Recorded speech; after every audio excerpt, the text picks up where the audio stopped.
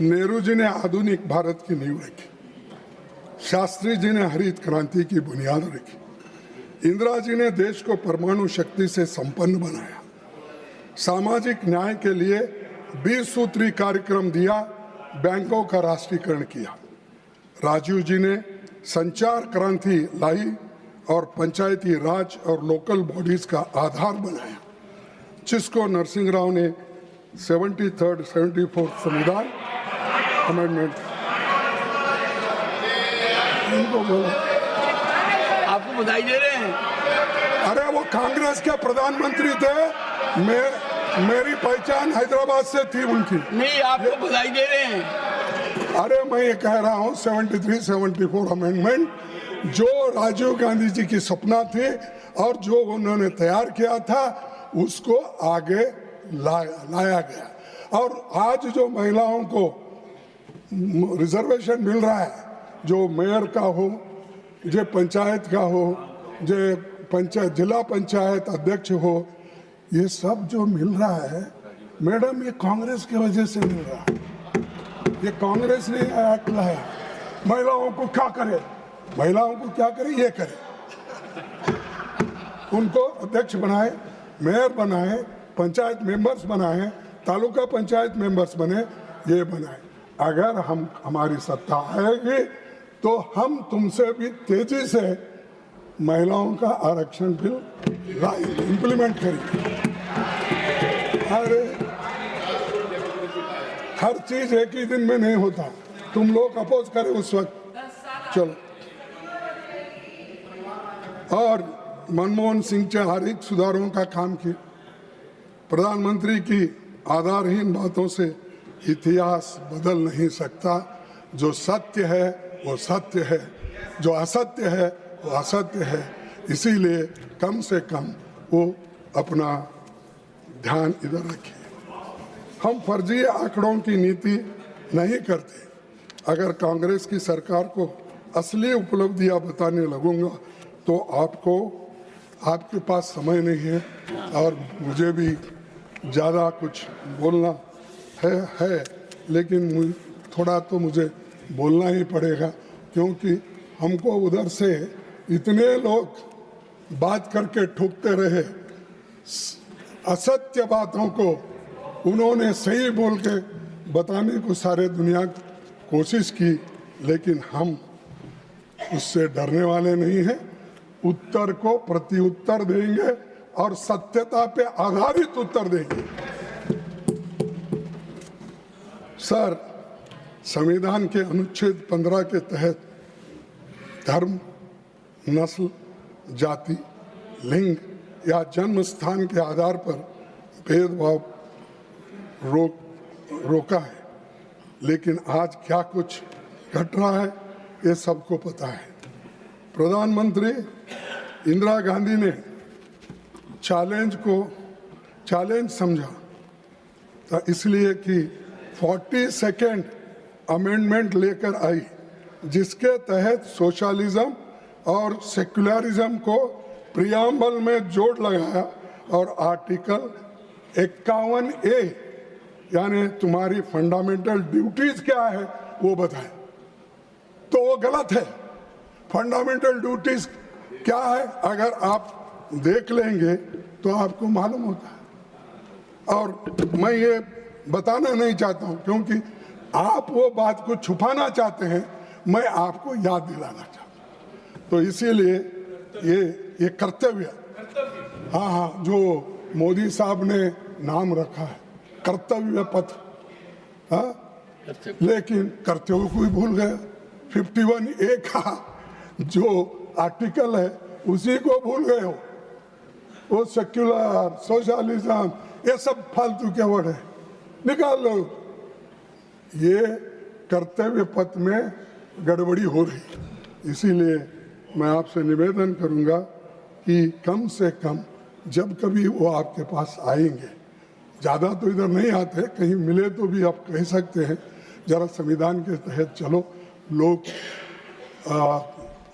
राज्यसभा में बोल रहे हैं, मुझे बड़ा दिक्कत होता है इसका उत्तर देना, इसीलिए आप ये कीजिए। सर, और एक बात मैं बोलूँ, सुप्रीम कोर्ट ने सोशलिज्म और सेक्युलरिज्म को संविधान के बेसिक स्ट्रक्चर का हिस्सा माना और जजमेंट आफ्टर जजमेंट ने इसे सही ठहरा दिया। तो रिसेंटली उसको तो मानते ना, हम बोले ठीक है, चीफ जस्टिस बोल रहे हैं जज ये सही है कह रहे सो, लेकिन दुनिया सही कह सकती है, लेकिन मोदी साहब कभी इसको मानेंगे नहीं। वो अपनी ही बात करेंगे, वो जो बोलते हैं वही सही। तो इसीलिए आज आप भले ही राजनीति करने के लिए प्रधानमंत्री कोसने का मौका नहीं छोड़ते, खास करके जो शहीद इस देश के लिए हो उनका नाम लेकर बात करते हैं। और इमरजेंसी की बात तो बहुत बार हो गई। अब जब से इलेक्शन से पहले भी इमरजेंसी की बात, इलेक्शन आने के बाद भी हुई, फिर उसके बाद में एक इलेक्शन में भी, दूसरे इलेक्शन में भी, तीसरे इलेक्शन में भी हुई, सदन में भी हुई, यही बात करते रहते हो। लेकिन उसका तो उन्होंने उत्तर दिया, जो गलती हो गई गलती हुई है, लेकिन इसके लिए हमको सुधारना है। तो इन्होंने कितना टीका किया, उन्होंने सहन किया, आपने उसको सदन से बाहर निकाला और इंदिरा गांधी जी 1980 में थम्पिंग मेजॉरिटी से चुन किया, थम्पिंग मेजॉरिटी से। सिर्फ 2 साल में कहाँ गया तुम्हारा ये जो टीका टिप्पणी को उत्तर? लोगों नहीं देते ना, चुनाव करके ही होता। तो ये चुनाव आया और जनता का निर्णय हुआ, ये अदालत में तो आपने निकाल दिया, ठीक है, उन्होंने भी मांग गए, लेकिन उसके 2 साल बाद उन्होंने थम्पिंग मेजॉरिटी से आके फिर तो ये अरे भाई, सो इसीलिए उन्होंने गलत बताया और उनको सत्ता से बाहर भी रहना पड़ा। लेकिन आज उनको सभी लोग याद करते हैं और इंदिरा जी को सभी लोग मानते हैं। ये लोग, बहुत से लोग वोटिंग को गए होंगे, अब हमारे लोग भी उधर गए हैं, बाहर के भी गए हैं। ये संगम है सर, सामने वाले रोड पर बैठे। हाँ, संगम, ये सामने वाले बैठे तो ठीक है, वो पहले, लेकिन सेकंड, थर्ड, फोर्थ पे जो बैठे हैं ना, वो सब या इधर से उधर गए, उधर से इधर आ गए, या हर पार्टी से वहां गया, क्योंकि ईडी मशीन, सीबीआई। जयराम जी कह रहे हैं कुछ। हाँ, जयराम जी कुछ कह रहे हैं आपको। हाँ, तो हर लोग यहाँ, वो एक वॉशिंग मशीन बड़ी खरीदी है, कौन? हमारे शाह साहब, इतना बड़ी वॉशिंग मशीन करे, आदमी अंदर जा सकता है और क्लीन होके बाहर आता है, अंदर जाके क्लीन होके बाहर आता है। और वो जाके इतना जोर से चिल्लाता है, अरे यहाँ खाया पिया रहा, राज किया, कोई सब कुछ बना। वही यहाँ पर हमको बुद्धि पढ़ाते हैं और उल्टा बयान देते हैं। तो ऐसे लोग इस देश में हैं, ऐसे लोग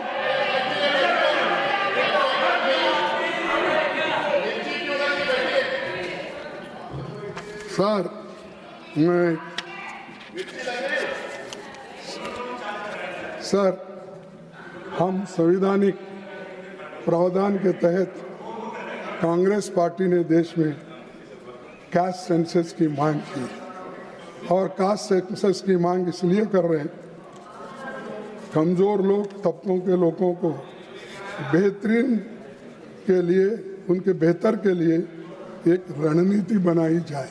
इसीलिए आप ये जो हमारा डिमांड है, ये किसी को खुश करने के लिए नहीं। और ऐसा होता है पॉलिटिक्स में, आज मेरे साथ वोट देते हैं, कल दूसरों को देते हैं। हम देखे हैं साल में कैसा हुआ, क्या हुआ, लोग बदलते कैसे रहते। तो इसीलिए वोटरों के ऊपर आप गुस्सा मत निकालो, एरिया के ऊपर आप गुस्सा मत निकालो। कोई एरिया, कोई स्टेट अगर आपको वोट नहीं देता तो आप क्या करते थे, उस स्टेट को पैसे देने का बंद करते हो, जीएसटी वक्त पे नहीं देते हो, ये आपका काम चल रहा है। और इरिगेशन पे नहीं देते हो, रेलवे के प्रोजेक्ट को नहीं देते हो। तो इसीलिए मैं और 1-2 मिनट लूँगा, खत्म। डॉक्टर बाबा साहब अम्बेडकर ने आने वाली चुनौतियों से आगाह करते हुए संविधान सभा में कहा था, in politics we will have equality and in social and economic life we will have inequality. How long shall we continue to deny equality in our social and economic life? If we continue to deny it for long, we will do so only by putting our political democracy in peril. तो अध्यक्ष,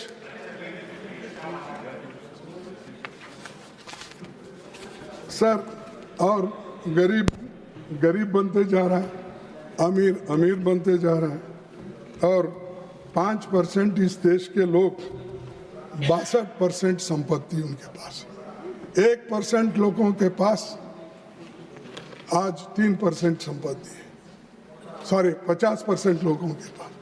तो ये सारी चीजें आपकी economy किधर गई? क्यों इसको कम करने में आप लोग काम नहीं कर रहे? ये मैं आपसे पूछना चाहता हूं। और आप इतने सभी चीजें कॉन्स्टिट्यूशन के तहत करते हो, तो ये क्यों नहीं किए, ये मेरा सवाल है। दूसरा और एक सवाल है सर, मणिपुर में लगातार हिंसा और अशांति जारी है।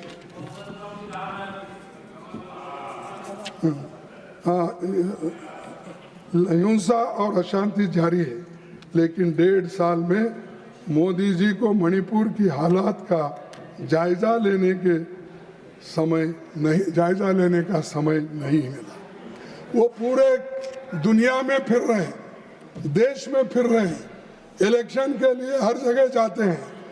परसों मैं जब मिले थे तो उस वक्त मैं मुझे बोले कि कैसे हो, तो ठीक है बोले, शायद नड्डा साहब भी थे वहाँ, तो ठीक है बोले, तो आप बहुत घूम रहे बोल के मुझे बोले। तो मैं बोला, साहब अब इलेक्शन में घूमना ही पड़ता है, आप जब गली गली घूम रहे हो, मैं कम से कम दिल्ली में तो फिरना पड़ेगा। तो ये सब जगह जाने का मौका उनको मिलता है, लेकिन मणिपुर जाने के लिए वो तैयार नहीं है। राहुल गांधी खुद गए और वहां से पाद यात्रा निकाली, और ऑल पार्टी वाले उसको सपोर्ट करें। जब वो निकलते हैं, आपको तो इतना संरक्षण है, आप क्यों नहीं जा रहे, क्यों इस समस्या को सुलझा रहे हैं? तो मैं आपसे ये बात करने, इसके लिए मैं बात कर रहा था। और ये अशांति कितने दिन चलेगी, कैसा चलेगा, तो ये आप मुझे बताना चाहिए। और इस देश को एक हमने रखा। वल्लभ भाई पटेल जी ने 500 से अधिक रियासतों में बटे देश को एक किया, लेकिन आप क्या कहते हैं, एक है सेफ है। अरे एक है सेफ है, ये सेफ है देश, इसमें कोई अगर कोई अंगार डालेंगे तो वो लोग इसको फोड़ने का काम कर रहे हैं। तो इसीलिए मैं ज़्यादा आपका वक्त नहीं लेता। तो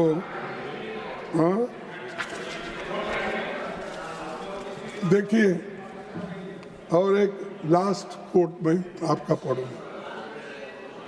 भक्ति in religion may be a road to salvation of the soul, but in politics bhakti or hero worship is a sure road to degradation and to eventual dictatorship. तो ये डिक्टेटरशिप के से बाहर है। आप जो आज बजा रहे हैं ना ढोल बजा बजा के उनकी भक्ति की नारा कर रहे हैं, तो वो ये लोग उनको डिक्टेटरशिप की तरह ले जाना चाहते हैं और वो डिक्टेटर बनने को तैयार है। तो इसीलिए मैं आपसे विनती करूंगा कि ये डेमोक्रेसी डिक्टेटरशिप के तहत नहीं चलना चाहिए और सभी लोग आज जो संविधान को हम मानते हैं वो उसी पर हम चलना चाहिए। और आज इस देश के लिए एक बात ज़रूरी है, जब देश को आज़ादी मिली, जब एटली ने, आपको मालूम लेबर पार्टी के प्रधानमंत्री, उन्होंने